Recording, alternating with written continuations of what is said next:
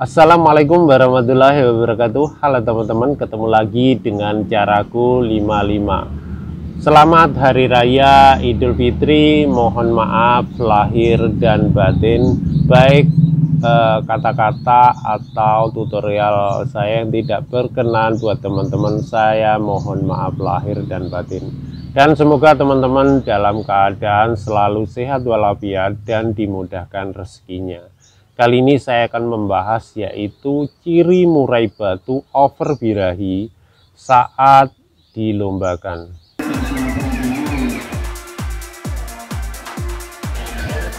Murai batu yang over birahi atau istilahnya OB saat di lapangan itu kita bisa lihat sebelumnya di rumah dulu sudah kita tahu tanda-tanda apa pada murai batu ini sehingga over birahi. Dari perawatan yang kita lakukan sebenarnya kita sudah bisa tahu ya, kita harus menyelami karakter pada burung itu sendiri. Kita akan tahu bagaimana burung ini tingkah lakunya keseharian saat di rumah. Dari pemberian EF juga kita akan mengenalinya. Kondisi burung yang over birahi saat di rumah itu juga bisa kita lihat tandanya seperti kaki diangkat, bulu menggembung, tetapi bulu menggembung bisa juga down mental. Dan hal lain yaitu burungnya sering ngelowo seperti itu. Atau kalau mendengar burung lain bisa kadang loncat-loncat, bahkan kadang malah nempel jeruji. Dari rawatan yang kita lakukan, kita bisa menelaah dan meneliti apa yang kelebihan dan kekurangan pemberian EF yang kita lakukan saat rawatan harian. Pemberian harian ini sangat menentukan nantinya untuk di lomba. Seperti di lomba, kita akan tahu bagaimana burung ini over birahi. Sebenarnya over birahi sama over emosi itu hampir sama teman-teman. Jadi kelihatannya kalau waktu kita lombakan burung ini cenderung leper, yang utama itu yang sudah parah, leper, ngelowo, kadang nempel jeruji seperti itu, kadang bisa juga turun ke bawah sangkar dan lain sebagainya. Atau bisa juga suaranya tipis, suaranya seperti merayu tipis. Kalau sujud tipis kayak gitu, suaranya pelan sekali. Itu tanda-tandanya burung over birahi. Yang lebih parah lagi bisa nempel jeruji bahkan sambil berkicau tapi pelan. Jadi kesamaan over birahi sama emosi ini hampir sama.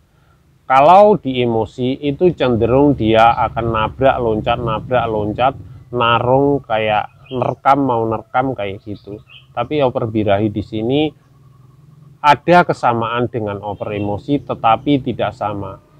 Yaitu tadi cenderung burung yang over birahi itu cenderung akan merayu tipis, suaranya pelan. Kalau sujud ya sujud suaranya tipis banget kayak gitu. Atau bahkan turun ke bawah dasar sangkar, bahkan bisa nabrak jeruji seperti itu teman-teman. Jadi saat di lomba juga bisa kita kenali, dan nantinya ini akan kita menentukan rawatan selanjutnya apa yang kita lakukan. Untuk ciri-cirinya diantaranya seperti itu teman-teman.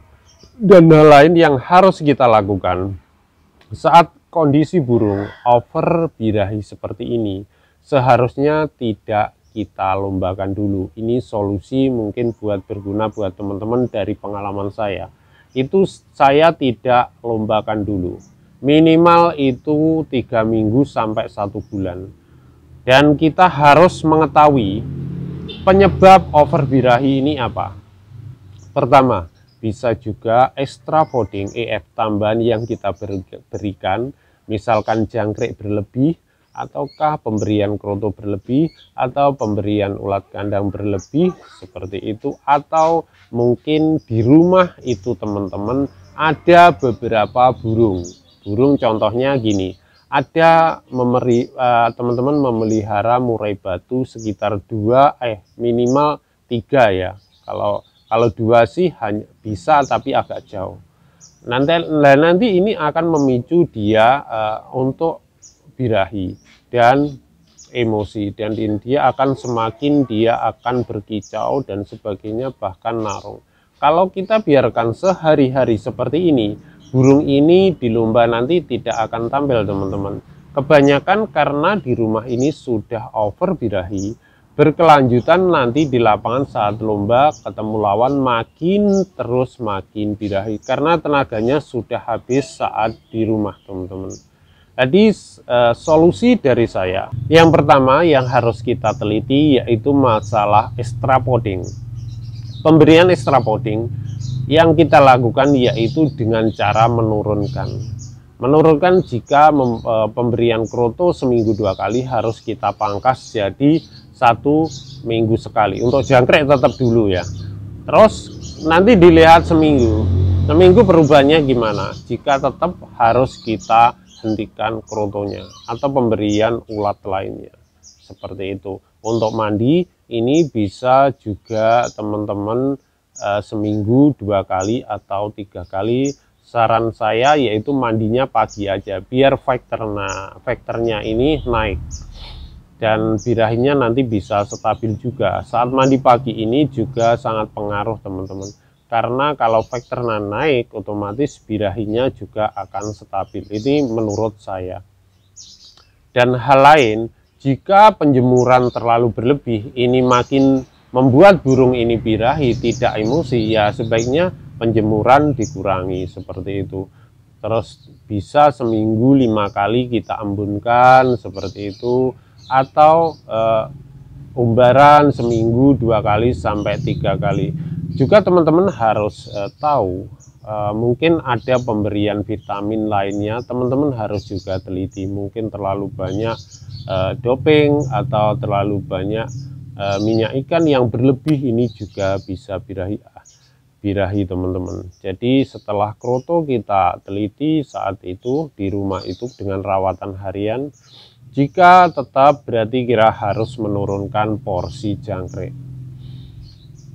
Dan yang utama di dalam rumah teman-teman harus mengetahui masteran apa yang paling keras suaranya di dalam rumah dan saling melihat dan terlalu dekat.